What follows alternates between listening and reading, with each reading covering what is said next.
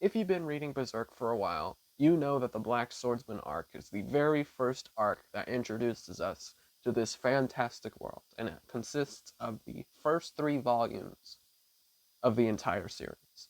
But if you ask me, it's probably the most underappreciated, especially nowadays, in comparison to the critically acclaimed Golden Age arc, the Conviction arcs, the Millennium Falcon arc, so on and so forth. But why is that? Stay tuned to learn more. One Hobbyist here, and we're back at it again with another manga review. And I honestly think that the Black Swordsman arc is underappreciated.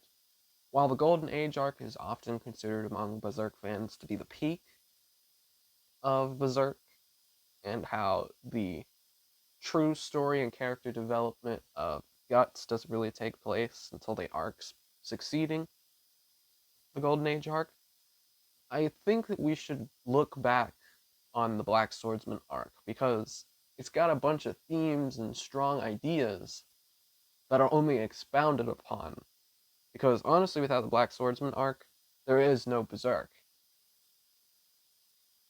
So, in order to start this from the very beginning, the Black Swordsman arc consists of the first 3 volumes of Berserk. And if you read the deluxe edition, they generally contain 3 to 4 volumes at a time. But honestly, this arc is more so an arc of questions and finding the appeal and the intrigue behind trying to read more and answer those questions. Who is Guts, for example? Why is he such an asshole? But whenever we see this edgy, badass character of an asshole inside the Black Swordsman arc, I can't help but think that the panels, now as I'm constantly reading and looking back, that there's more to Guts than what we actually see. Any moments that he's the biggest asshole, I don't know what Miura does as far as the artwork, but like you can see the emptiness, the hollow exhaustion in Guts' eyes. You can see the conflict in his emotions and what versus what he says, the dichotomy between the two. I've never seen a manga be able to pull off 2 conflicting motions the way that the Black Swordsman arc pulls off Guts' appearance.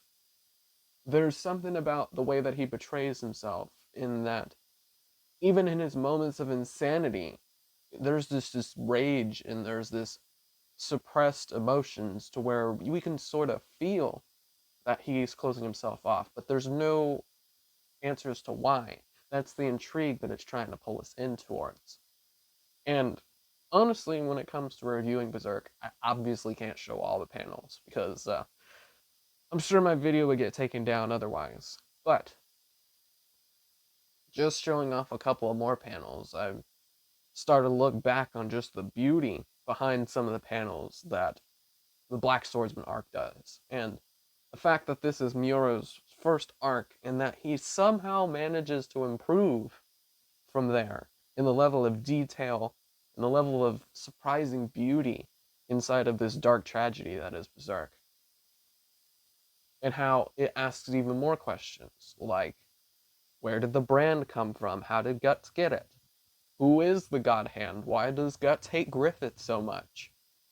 Why does he feel that weak people should die, even though his visible emotions in his eyes are conflicting with what he says? And then we realize that Guts, at the very end of the Black Swordsman arc, before we begin the Golden Age arc, Guts is actually crying. We can see it, that there's this pain that we never saw in Guts throughout the journey of the Black Swordsman arc. And that the Black Swordsman arc does a fantastic job of building and playing with the setting. And that we learn more about the Count and his sort of sympathetic, more of a tragic, depressing aspect of him. Even when he is telling Teresa to kill herself, it's there's this pain behind what he is saying because he's just human, just like us.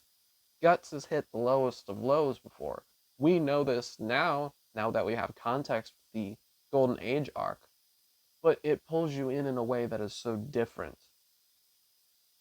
It honestly, is seriously underestimated with how well the Black Swordsman arc just keeps giving you information, keeps building the world around you, building the characters, how Puck has been playing this comedic role slash Jiminy Cricket for Guts inside of the Black Swordsman arc. And the fact that it's just a phenomenal start to the series as a whole, I honestly can't praise it enough.